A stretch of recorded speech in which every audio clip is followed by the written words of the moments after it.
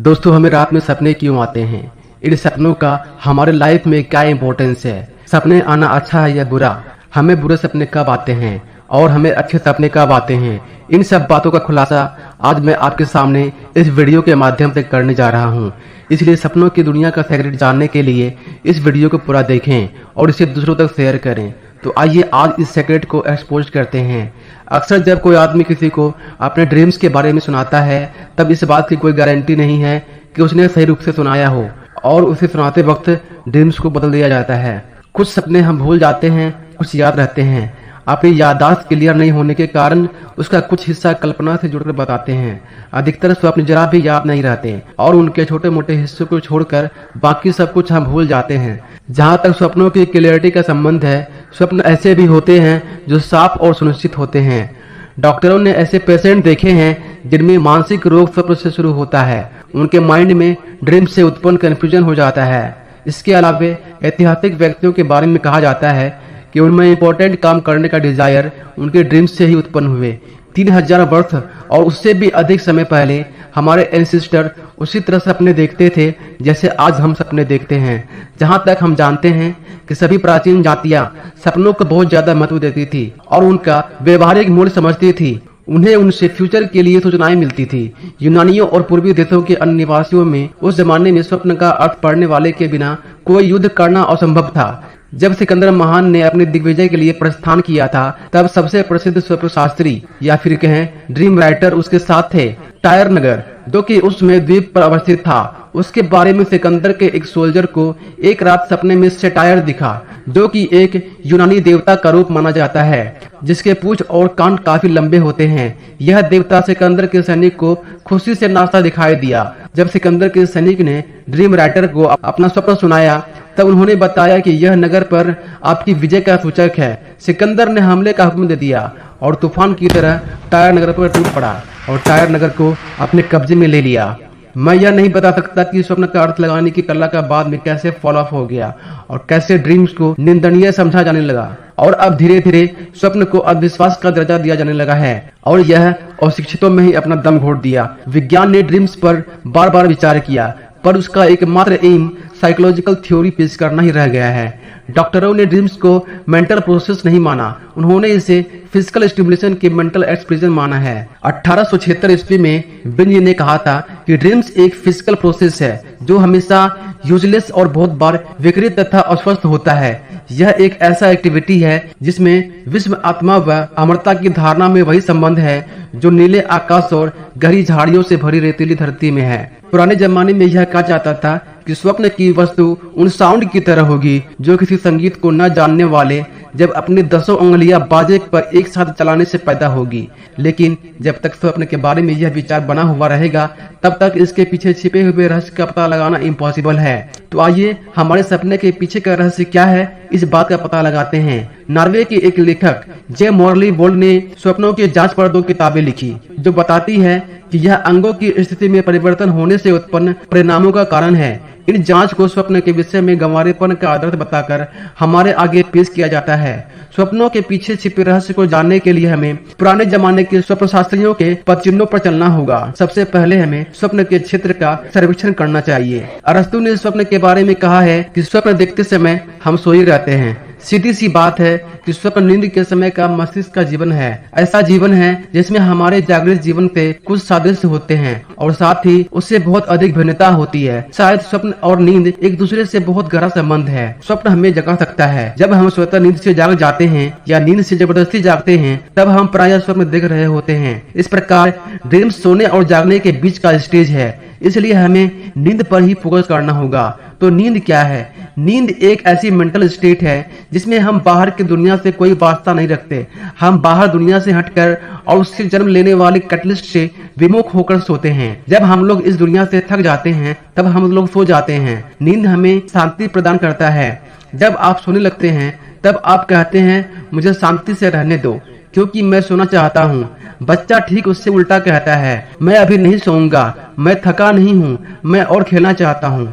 इस तरह नींद का बायोलॉजिकल पर्पस हमें हेल्थ बेनिफिट्स या फ्रेशनेस प्रदान करता है और इसकी साइकोलॉजिकल कैरेक्टरिस्टिक आउटसाइड वर्ल्ड में इंटरेस्ट नहीं रखता।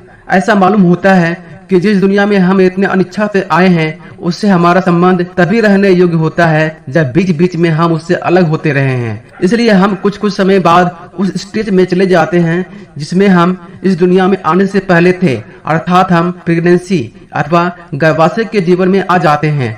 जैसा एक बच्चा माँ के गर्भ में होता है, हम में से कुछ लोग सिकुड़ कर वैसे ही गेंद की तरह सोते हैं जैसे गर्भाशय में हम लोग सोते थे। ऐसा मालूम होता है कि जैसे हम लोग पूरी तरह इस दुनिया के हैं ही नहीं, बल्कि सिर्फ 2/3 अंश में इसके हैं। हमारा 1/3 भाग अभी बिल्कुल पैदा ही नहीं हुआ है। सवेरे हर बार जागने के समय मानो हम नया जन्म लेते हैं। सच बात तो यह है कि हम नींद से जागने की अवस्था की चर्चा इन्हीं शब्दों में करते हैं। हम अनुभव करते हैं कि मानो हमारा नया जन्म हुआ है। यदि नींद का यही स्वरूप है तो स्वप्न इसके अंतर्गत जरा भी नहीं आते, बल्कि वे इसमें अप्रिय मेहमान या अनप्लेजेंट गेस्ट से प्रतीत होते हैं। और सचमुच ही हम यह मानते हैं कि बिना स्वप्नों के नींद सबसे अच्छी और ठीक नींद है। नींद में कोई मेंटल वर्क नहीं होना चाहिए। यदि ऐसा कोई मेंटल वर्क होता रहता है तो हम डिलीवरी से पहले वाली पीस की स्टेज में नहीं पहुंच सके हैं। हम मेंटल ट्रेनिंग के कुछ अंशों से पूरी तरह नहीं बच सके हैं और स्वप्न की क्रिया इन अंशों को ही सूचित करती है। इस अवस्था में सचमुच यही मालूम होता है कि स्वप्नों का कोई अर्थ होना आवश्यक नहीं है। यदि मैं सो जाता हूँ और मैंने मानसिक व्यापार को पूरी तरह बंद कर दिया है तो कुछ आवश्यक बात नहीं है कि उनका कोई अर्थ हो। सच तो यह है ऐसे किसी अर्थ का मैं कोई उपयोग नहीं कर सकता क्योंकि मेरा बाकी मन सोया पड़ा है। आइए अब देखते हैं स्वप्न की शुरुआत कैसे होती है। जब हमारे शरीर में साइकोलॉजिकल स्टिमुलेशन होता है तब ड्रीम्स का प्रोसेस हमारे सोए हुए ब्रेन में होने लगती है। इसलिए ड्रीम्स जागते हुए जीवन के मानसिक व्यापार के अवशेष हैं जो नींद को डिस्टर्ब करते हैं और हमें इस तरह के विषय को जो मनोविश्लेषण के काम के लिए बिल्कुल बेकार है परंतु अनावश्यक होते हुए भी स्वप्न होते तो स्वप्न ही है। हम उनके अस्तित्व के कारण ढूंढने की कोशिश कर सकते हैं। मानसिक जीवन नींद में नहीं चला जाता, शायद इसलिए कि कोई ऐसी चीज और मौजूद है जो मन को शांति से नहीं रहने देती। उद्दीपन या फिर क्या है कैटलिस्ट इस पर क्रिया करता है, मतलब कैटलिस्ट इस पर वर्क करता है और इनसे वह अवश्य प्रतिक्रिया करेगा। इसलिए स्वप्न नींद में मन पर क्रिया करने वाले उद्दीपकों या कैटलिस्ट पर मन की प्रतिक्रिया का प्रकार है। यहाँ हमें ड्रीम्स को समझने के मार्ग की एक संभावना दिखाई देती है। अब हम विभिन्न सपनों में यह ढूंढने की कोशिश कर सकते हैं कि नींद भंग करने का प्रयत्न करने वाले उद्दीपक या कैटलिस्ट कौन हैं, जिन पर होने वाले प्रतिक्रिया ड्रीम्स का रूप ले लेती है। ऐसा करने पर सब ड्रीम्स की पहली सामान्य विशेषता हमारे हाथ में आ जाएगी। क्या उनकी कोई और सामान्य विशेषता है? हाँ, एक और विशेषता है, पर फिर भी उसे पकड़ना और उसका वर्णन करना कठिन है। नींद में मेंटल प्रोसेस का स्वरूप जागते समय के प्रोसेस से बिल्कुल डिफरेंट होता है। सपनों में हम बहुत से अनुभवों में से गुजरते हैं जिन पर हम पूरा विश्वास करते हैं, जबकि वास्तव में हम शायद एक ही नींद का बाधक कैटलिस्ट अनुभव करते हैं।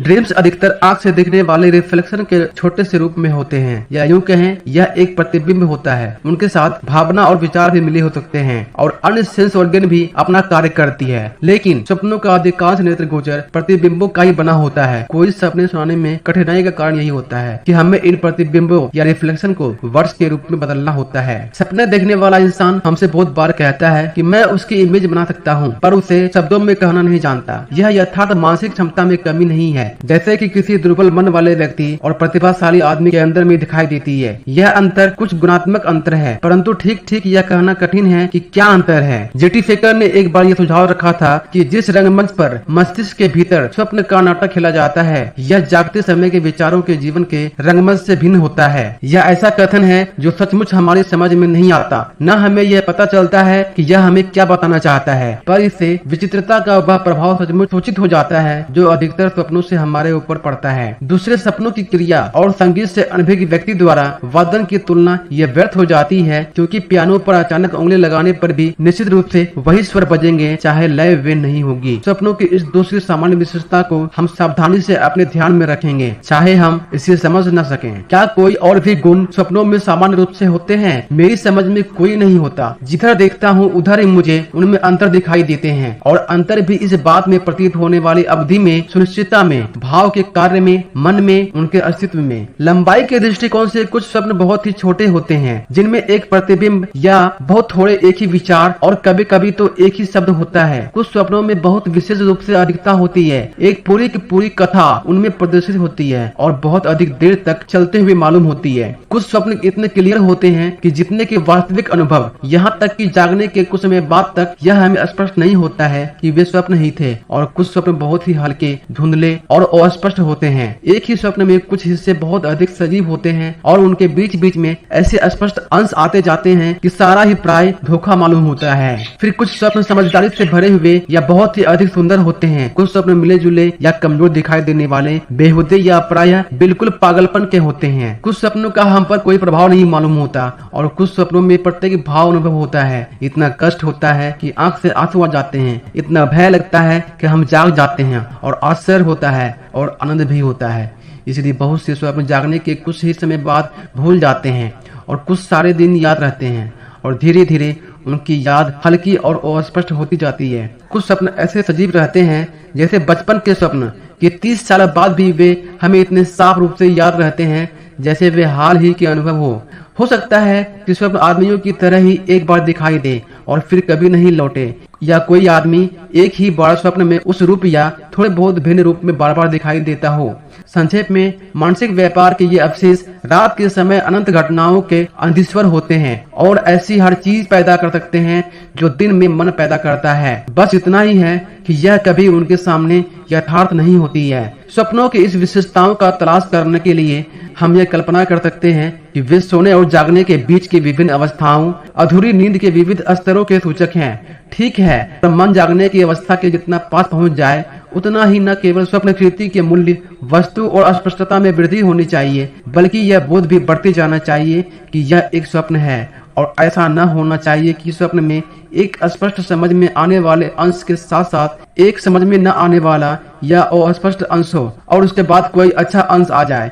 यह निश्चित है कि मन अपनी नींद की गहराई इतनी तेजी से नहीं बदल सकता, इसलिए यह व्याख्या कुछ सहायक नहीं होती है। सच बात तो यह है कि जवाब पाने की कोई छोटा रास्ता नहीं है।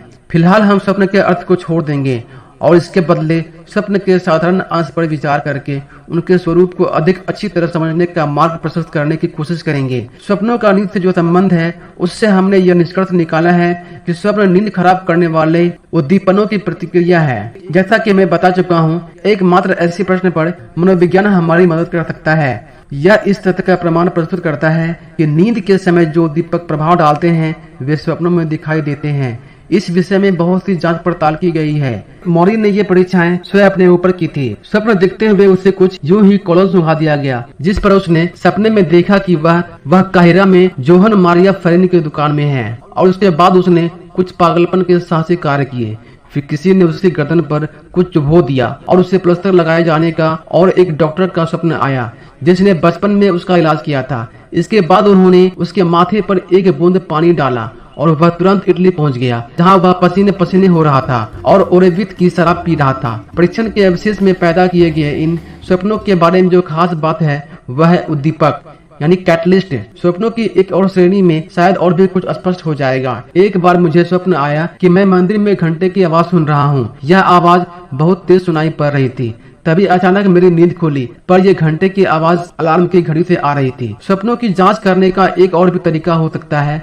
स्पष्ट है कि यह बात महत्वहीन है कि किस चीज से नींद बिगड़ती है और मन में स्वप्न पैदा होता है। हमेशा यह जरूरी नहीं कि यह कोई बाहरी चीज ही हो जो किसी ज्ञानेंद्रिय पर उद्दीपक के रूप में क्रिया करती हो। तो यह संभव है कि उसके बदले भीतरी अंगों में कोई उद्दीपक क्रिया कर रहा हो, जिसे कार्यक उद्दीपक कहते हैं। यह कल्पना सत्य के बहुत नजदीक मालूम होती है और साथ ही सपनों के पैदा होने के बारे में प्रचलित आम विचारों से भी मिल खाती है, क्योंकि आमतौर से कहा जाता है कि स्वप्न पेट से पैदा होते हैं। बदकिस्मती से यहाँ फिर हमें मानना होगा कि बहुत सारे उदाहरण में रात के समय क्रियाशील कायिक उद्दीपन के विषय में जागने के बाद जानकारी नहीं मिल सकती है और इस कारण इसे प्रमाणित नहीं किया जा सकता। पर हम इस तथ्य को आंख से उछल नहीं करेंगे कि बहुत से विश्वसनीय अनुभवों से इस विचार की पुष्टि होती है कि स्वप्न कायिक उद्दीपन से उत्पन्न हो सकते हैं। कुल मिलाकर इसमें कोई शक नहीं है कि भीतरी अंगों की अवस्था का स्वप्नों पर प्रभाव पड़ता है। बहुत से सपने मूत्राशय के भर जाने से आते हैं या